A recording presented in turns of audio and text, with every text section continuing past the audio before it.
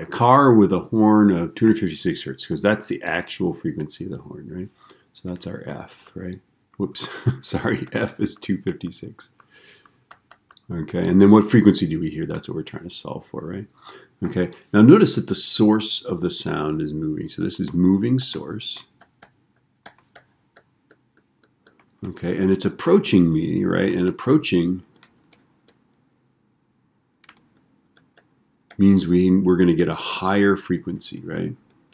Okay, the race car goes, right? It approaches. They always approach first, right? You know, so it's always a higher frequency approaching and lower frequency receding. Okay, so it's definitely going to be a higher frequency. And then the formula we're going to use for source is that the shifted frequency is the original frequency, right? And then it's the velocity of sound divided by the velocity of sound plus or minus the velocity of the source, right?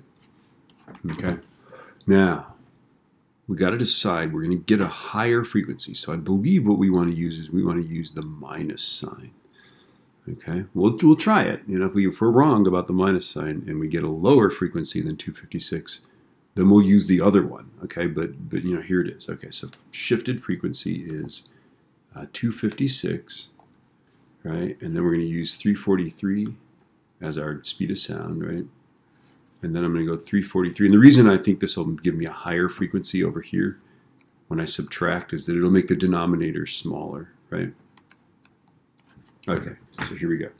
So 343 times 256 divided by the parentheses, 343 minus 27 in parentheses.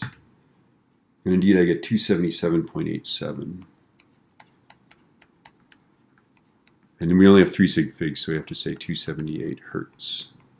Okay. Now again, when you do this, decide, is it a moving source or moving observer, right? And this one here, it's clearly the source that's moving, right? Sometimes it's both, and you got to do both shifts.